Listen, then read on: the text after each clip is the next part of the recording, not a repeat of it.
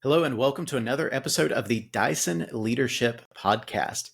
For this week's episode, I'm excited because I have a guest here that really has put a focus on helping others, especially through some emotional, mental health, and some other things going on in their life. And Chad Potts and I actually got acquainted doing a podcast on his side, which I'll let him detail and share. I did a podcast interview with him recently related to the recording of us here today, talking about imposter syndrome and sharing that on his podcast. And I connected back with Chad after that interview and said that I wanted to bring him on this one and us talk about a topic because leadership, professional development, personal development, that's something that is all across the board, whether you're from a religious background, a faith-based community, you're in a corporate professional environment, wherever these types of topics impact you. So I definitely want to bring guests on that add value to you. And Chad is somebody I believe that will do that for us today.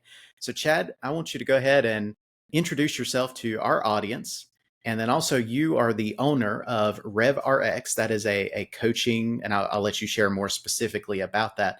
But tell our audience a little bit about RevRX and what you're doing there. Yeah, Nick, thanks so much for having me on today. What a privilege this is to just sit back and relax and have a conversation with you. We've flipped sides a little bit, so this is fun. For sure. So a little bit about me. I'm a husband. I've been married for, almost 15 years now. This year will be 14. We have 3 beautiful children. They are ages 3, 5, and 7. And so there's never a dull moment in my house. I can imagine. So I'm unapologetically family first.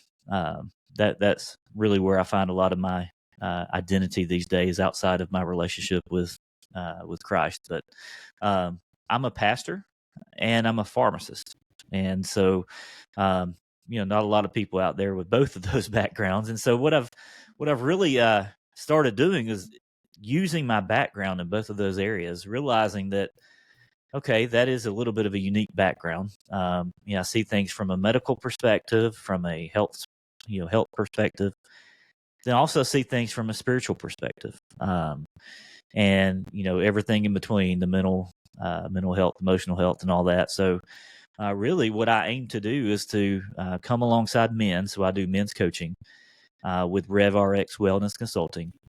And I like to come alongside men and show them what it looks like to thrive in all areas of life, body, mind, and soul. And, really, a lot of this stems from my personal experience, because, man, I was so lost at some point in my life. And, I was living the American dream. I had accomplished all of my goals, and I was, I had the great job and the great money and the new car and the house and all that. But I found myself really still very unsatisfied. I was empty on the inside. And so I began to spend the next few years of my life trying to figure out why. What is it? And what I found is that I was lacking balance in my life. There were some areas in my life that I was succeeding in, and then there were some areas of my life that I was neglecting. And so really what I aim to do now through RevRX is to teach men the balance of life, what it looks like to integrate. And I have 7 pillars that I teach, but integrate all of those pillars into your life in a way that that makes sense, in a way that meets you where you are, but in a way that shows you what it looks like to really find fulfillment, to really find satisfaction. So part of that is my podcast. And so I'm a big believer in, not everybody's going to hire me as their coach, but I want to offer as much free value as I can. And so I use the RevRX podcast for that, trying to just help people incrementally become a little bit better, a little bit better at raising a family, a little bit better at following the Lord, a little bit better at, becoming healthy. And so providing guests such as yourself to come in and, just say, hey, I'm a guide, I'm going to help you. And here's a little bit of advice that you can use this week to step up your game and become the best version of yourself. So, yeah, that's my world, man. Just trying to help guys and really people all over become their best self. Absolutely. And that I'll share that with your podcast. What you're sharing there is exactly why I I really connected with you when you reached out to me for a podcast interview, and also made me want to reach back out to you, because my philosophy and the reason I started this podcast and the reason I'm doing this is I can't be there to coach and train everybody. I Right. do leadership training, professional training. Not everybody's going to hire me. Not everybody's going to bring me in. Yep. But if we can have meaningful conversations that add value to people beyond my realm of influence, then that's positive impact that I want to have. Yeah. This for me is a free content, free value add, free things that are out there for somebody. And I enter it with the philosophy of, if just one person gets help from every episode that I post, Yeah. then it's beneficial. It's worth the time. Absolutely. And so that's my approach. And that's one reason me and you connected, because I think we have the same philosophy in that regard. We're going to talk a lot more about balance of life. And that's one thing that is very important.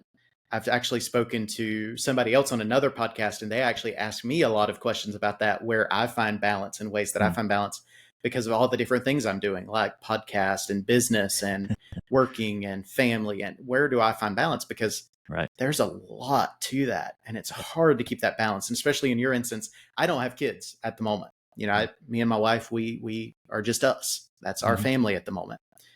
Don't count my dogs as children. I'm not that type of person. But you have 3 kids. You're married. You are a pastor. You've got podcasts. Like, you've got a lot going on too.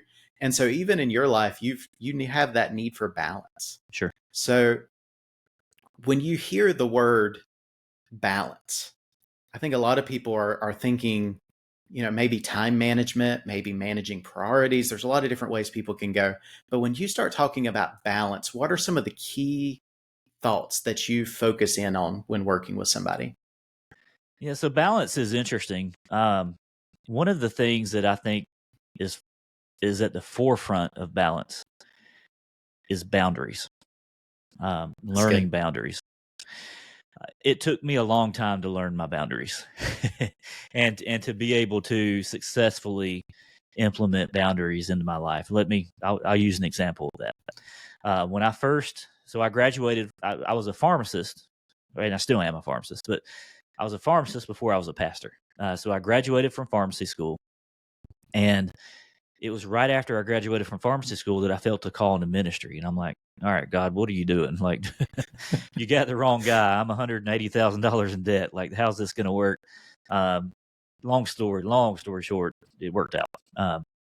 And, you know, I'm ministering now. I'm in a local church here as a young adult pastor. I'm still continuing in my clinical pharmacy career. And, you know, I'm able to find the balance there. But when I first started into and it was just us. This was before kids. I was working full time, and I had just started my ministry as an associate pastor. You look back sometimes, you're like, what did I do with all my time? But I filled it. We all fill our time. You know, that's just how we do it. And so then, you know, don't discount yourself of where you are because you don't have X number of kids or you don't have these responsibilities, because, hey, every responsibility we have is important. And odds are your schedule is full regardless of what you have. It's just the culture we live in. We almost find our worth in our busyness. Maybe that's a different podcast for a different day. But so I found myself, I'm working full time. I'm a husband, trying to do my best in all these fields. For me, as a Christian, you know, quiet time is important to me, finding time with the Lord. Self-development is important. I'm always reading some sort of nonfiction book, whether it be self-help, whether it be leadership, something like that. You know, I feel my time that way. When I first entered into the ministry, I learned that people will let you do as much as you will for them. That's true in the church. That's true outside the church. That's just the general rule. As long as you keep saying yes, people will let you keep saying yes. And I found myself in a situation where, you know, and just to kind of paint a picture of what this looked like, on Sundays, I would be teaching Sunday school. I would be leading worship during the worship service on Sunday morning. I would be teaching a small group or preaching on Sunday nights. And on Wednesday nights, I would have my own little group as well. Not to mention, and what people don't realize is, those are the exterior things, not to mention the preparation that goes into each and every one of those things. Because I'm a perfectionist by nature. I like to say I'm a recovering perfectionist. I'm learning to be less that way in my old age, I guess. But everything had to be just perfect. Everything had to be just so. And so I was like, my life felt full. We didn't have 3 kids then, but my life was full because I kept saying yes. And I'm like, Lord, you called me into ministry. I feel like I've got to say yes to all of these things. To the point where one day I was at work and I began to have chest pain. I began to have heart palpitations. I felt tightness. I couldn't catch my breath, really, shortness of breath. It scared me to death. I thought this is how I'm going to go. Went immediately to my doctor. They worked me in, and he starts doing the full cardiac workup.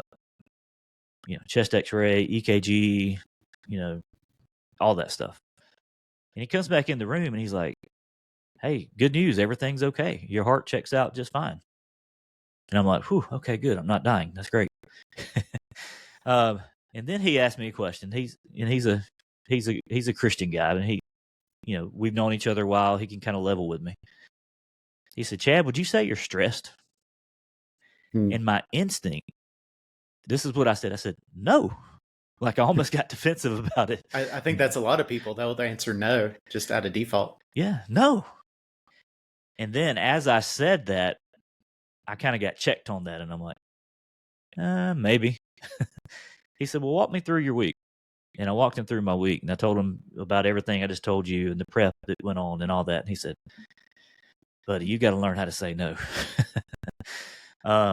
He said, "This is your body's way of telling you that you lack boundaries."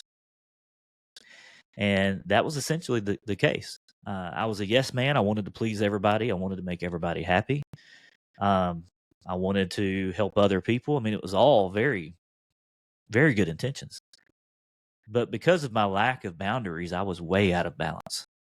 There simply was not enough time to do everything I needed to do without stressing my body out.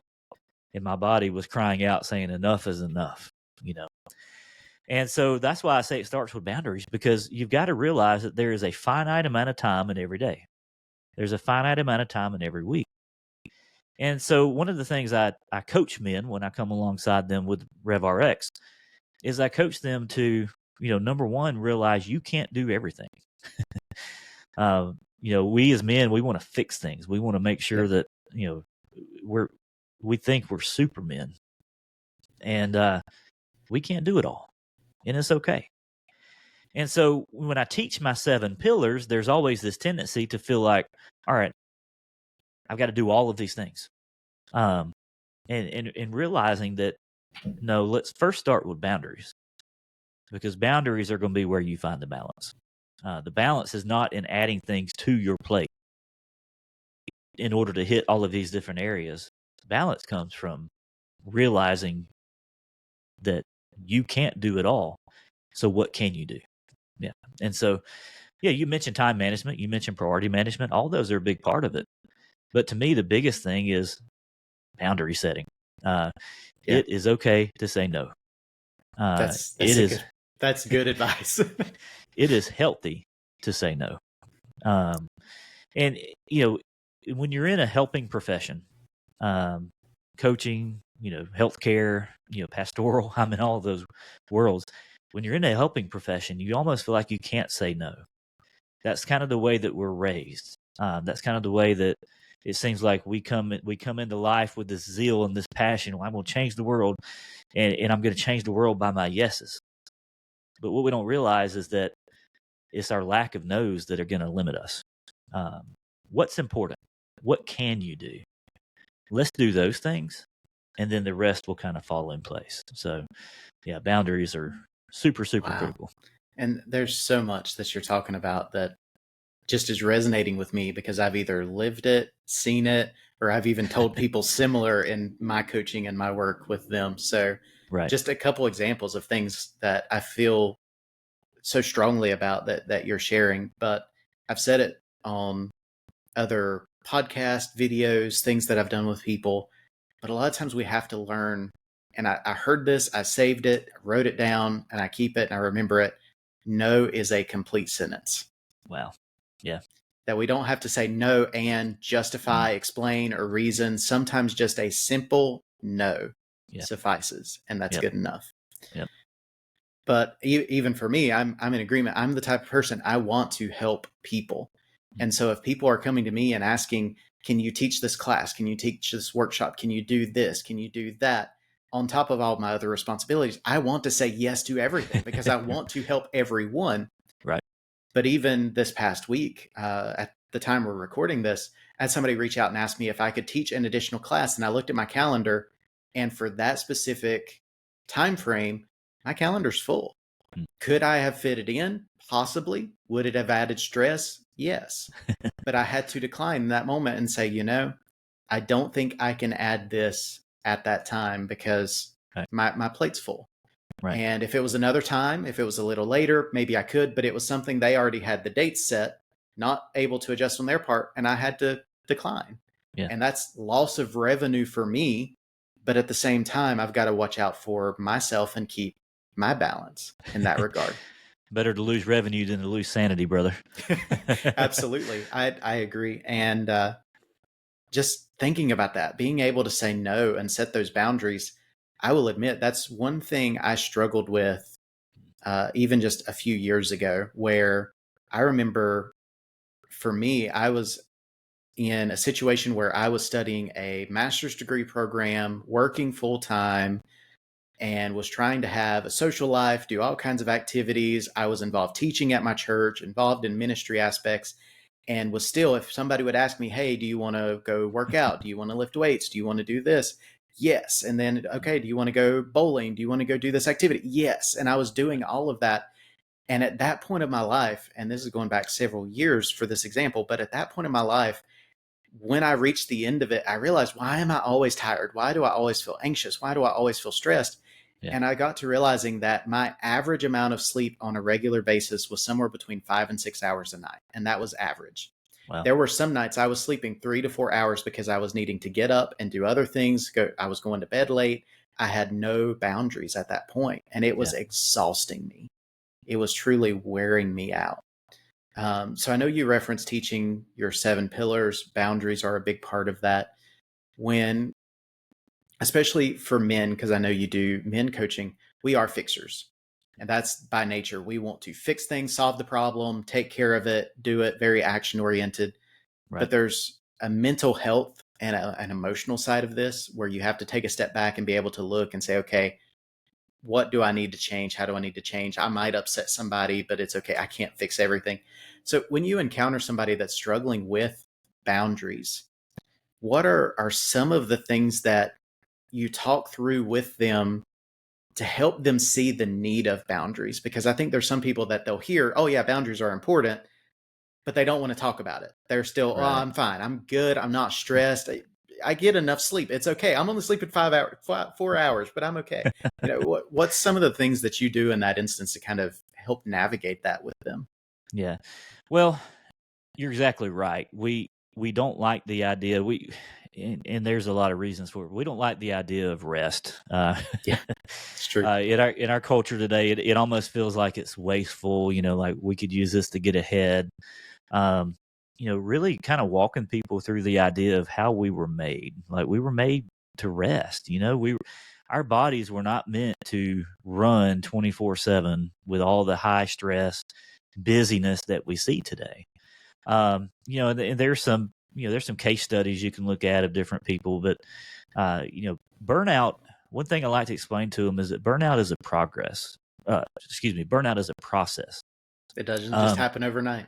It doesn't. And so when you start experiencing the symptoms of burnout, it's almost like that's too late. Yep. It's just like anything else. So say, for example, heart disease. Okay. Somebody has a heart attack, then yes, they have heart disease. Truth of the matter is they had heart disease for decades before that, but that was just kind of the culmination, right? Same thing with burnout, same thing with overwhelm, same thing with all of this that we're talking about. Call it anxiety, call it what you want, but our bodies weren't made to run like that for very long. And while you may be okay now, I can almost promise you that you will not be okay forever. Um, Granted, everyone has different limitations. Everyone Sure. has different set points. You may be able to do things more efficiently. You may be able to handle things more than me, your personality type, different things like that go into it. But the big thing is just understanding that the best treatment for burnout is prevention, It's good. because it is a process. And so while you may not be feeling the effects of it right now, if you wait until you are feeling the effects of it, then it's gone on too long. It's caused physical harm to your body. And at that point, like here's what realistically happened to me when I realized what was going on. I had to completely clear my schedule. I had to just say, everything is off for me. I can't do anything. And I cleared my schedule for a good month. And then I slowly started adding things back in, vowing to set boundaries to where I never reach that point again. And I haven't. Uh, I know my body well enough now. I'm self-aware enough to the point where I know when I'm kind of getting there, and I never would have recognized that before. I ignored all those symptoms. I ignored all those signs and said, I'm fine. I'm fine. Everything's great. Everything's good.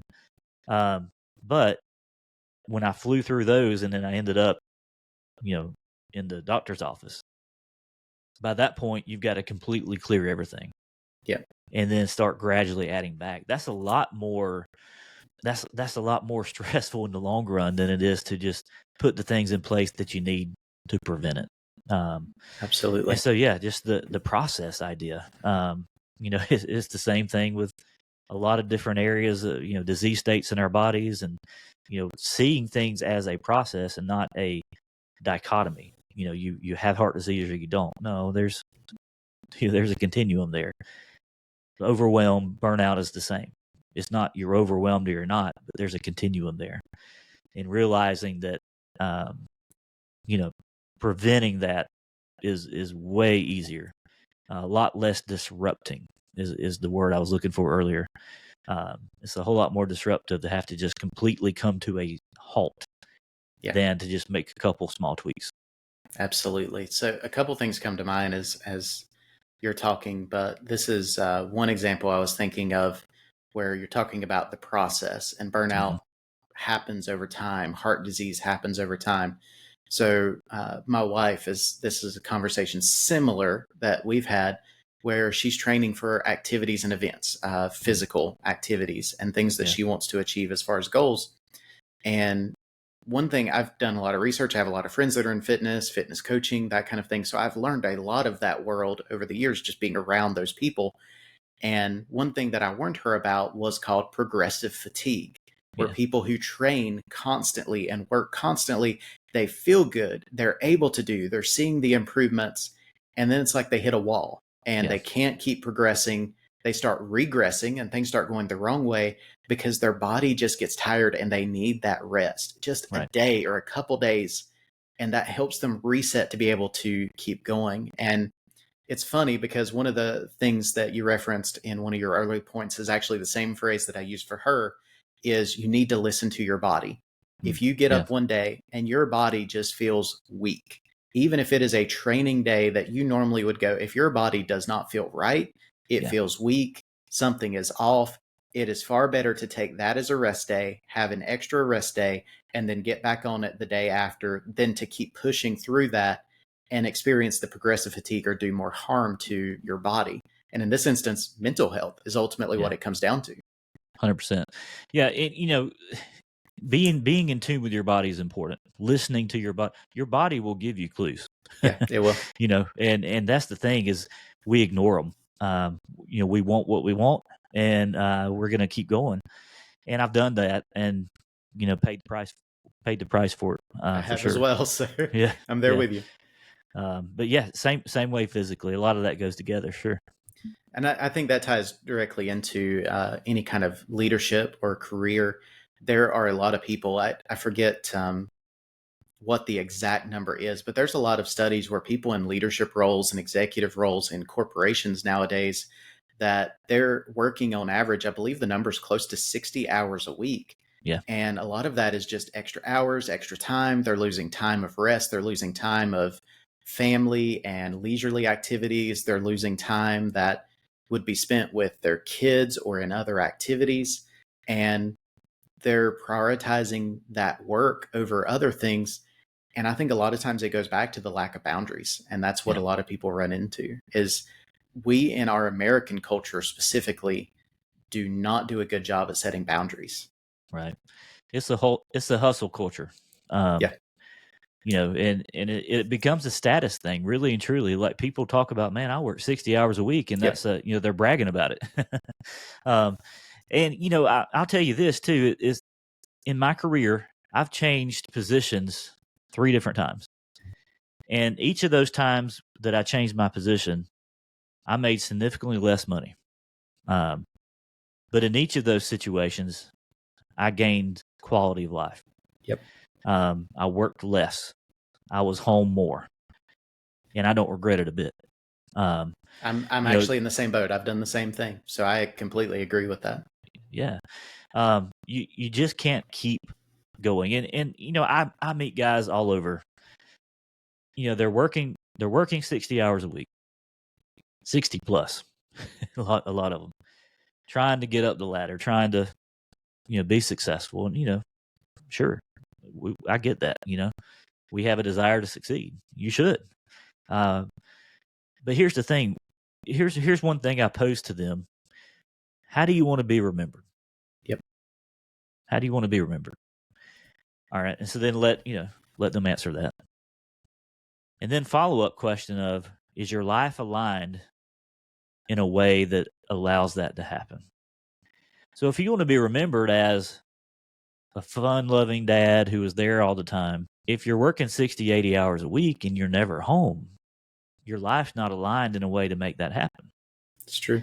If you want to be remembered as a devoted husband, but you're so tied up in the gym trying to get this perfect body and the six pack and all of this that you're never home, you're not worried about her needs, you're more worried about your desires. Your life's not aligned in a way to allow that to happen. So, there's an incongruency a lot of times between what we want out of life and then the steps that we're taking in life. For sure. And there's the old saying of our it's not our intentions that get us where we're going, but it's our basically our steps, our actions. We had the best of intentions. Nobody says I'm going to neglect my family for my job. The truth is we just feel like we can do it all. Nobody says I'm going to neglect my wife for my body because I want to look this way. But we don't have to say that. We say it with our actions, Yeah. So when our intentions and our actions are misaligned, a lot of times that causes rifts, that causes a lot of issues in the family, a lot of issues at home. And, guys, let's face it, if life isn't going well at home, it's not going to go well anywhere else either. I agree. It really and truly affects all of our being. The family unit is truly where our heart and soul lies a lot of times. And so, we're trying to succeed in one area. It's just one of those examples. We're trying to succeed in one area, but we're neglecting something else. And so misalignment, out of balance, however you want to label that, you're not going to be fulfilled. You're not going to be thriving. You're not going to be living the life you were created to live if your actions are setting you up for that kind of thing. Yeah. And there's several things. We're coming up on the end of our time, but there's several things right there I think are great points that I want to leave the audience on. Sure. And let them think about it, because me and you, we can't solve individual's problems over a podcast. We can't point out in their life what matters, but you asked the question of ultimately, how do you want to be remembered? And does your life align into what that is, your vision for your life? I actually do very similar in my leadership training. I ask people, what do you want to achieve? Where do you want to go? And what are you doing to reach that point? And also talk about, how do you want to be remembered? What kind of legacy do you want to leave? Right. And so for our audience, I want to ask you that and leave that with you. What kind of legacy do you want to leave? How do you want to be remembered in the future? And what are you doing now to achieve that.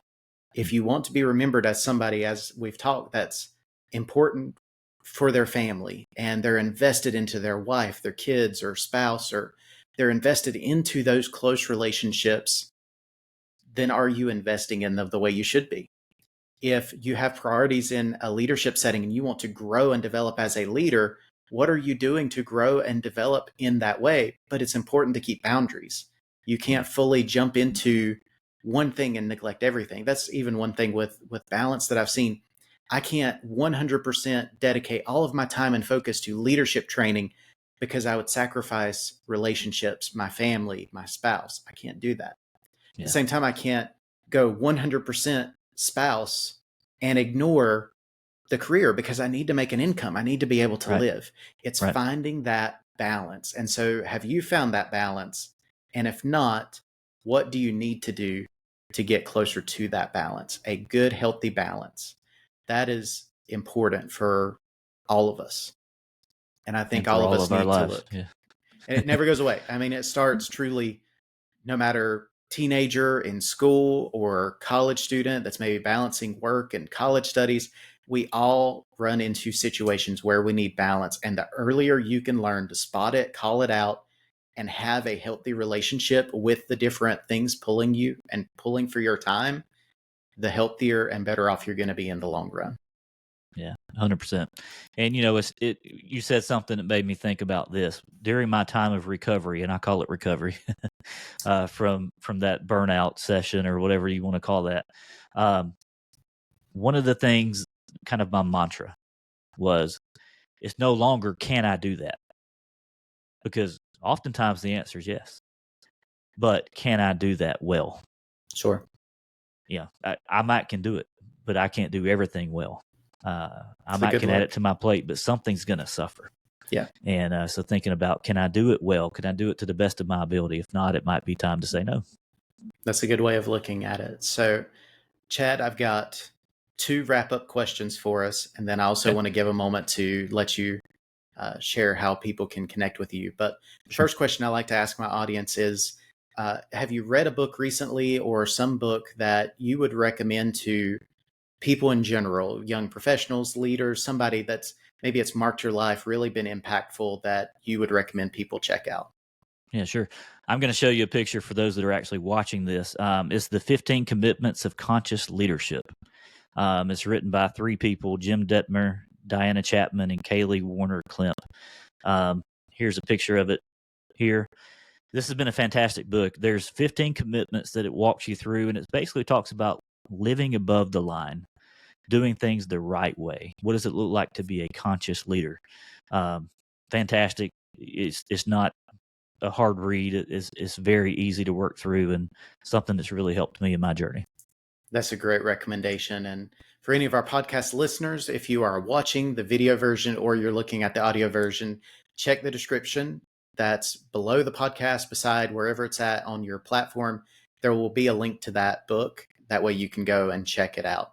Chad, the other question I've got for you, if you could offer one bit of information, maybe it's to a young professional, a young leader, maybe a young man based on your experience, what is one bit of just advice or feedback that you really would want somebody to know? Something that I've had to learn is this: failure is feedback. It's good. We face failure a lot, and sometimes we're afraid of failure, and that's why we don't try. It keeps us stuck. Don't be afraid to fail, because failure is feedback. You learn what doesn't work. That's true. You learn how to improve yourself. And so anybody looking to, improve yourself, step up to the plate, be the best version of you can be, don't be afraid to fail, because failure is just feedback, and it'll help you along your journey. And Chad, that ties into what our conversation was before we even started recording. We were talking about podcasting and even shared things that worked, things that didn't work, past experience I had with podcasting that didn't work, things that I didn't do well. And there was a level of failure, and failure was feedback, and we've learned from those things. So I think that's some great advice. So Chad, for our listeners or those that may be watching the video version of this podcast, how can they connect with you, and how can people find out more about RevRX Wellness Consulting and also the RevRX podcast? Where can they find that podcast? Yeah, sure. So the podcast is on all major platforms. You can find it anywhere. I have a website. It's www.therevrx.com. That's where you'll find information on my coaching. I have a blog on there with helpful little articles. You can also check out www.therevrx.com/podcast, and that's where you'll find my podcast homepage. You can find the latest episode there, and then all the episodes I've released will have links. You can find me on Facebook, Instagram, X, personally, Chad Potts, or you can find me RevRX Wellness Consulting on all of those as well. So pretty easy to find. Go ahead and check out the podcast. I think you'll find it valuable. And Nick, man, what a pleasure it's been to be here on your podcast. I love doing the episode swap, and Yeah, absolutely. man, this has been fantastic.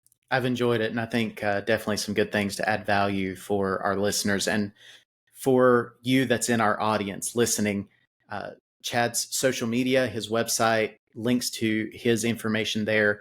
Going to include that also in the description for the podcast and the video versions as well. So if you want to connect with Chad, you want to find out about his podcast, maybe listen to some episodes or subscribe, definitely do so. Follow along, because I know you'll find value in that as well. And Chad, I do want to say thank you for jumping on with me. This has been fantastic conversation. It's a pleasure to speak again. And Yes, definitely, I feel like we could probably go on or record multiple episodes and keep going. So you might be a repeat guest at some point in the future. Might bring you back on, talk about something else, because I believe you're a wealth of knowledge in that regard. So, well, likewise, brother. Appreciate you. Appreciate all you're doing, and man, always good to connect with you. absolutely. So want to just take a moment and say thank you to all the podcast listeners. Thank you for staying with us, listening to this episode. Be sure to subscribe, leave us a rating wherever you watch this podcast or listen to this podcast, and be sure to share this out. If you know somebody that needs balance in their life, or maybe somebody that you just want to share because you think it would be beneficial and add value to them, click that share button wherever it's at, send it to them, text message, email, Facebook message, Instagram message, whatever it is, send this out to them, help us share the podcast, and help us help others find balance, and help us help others just add value to their lives, their career, and their leadership.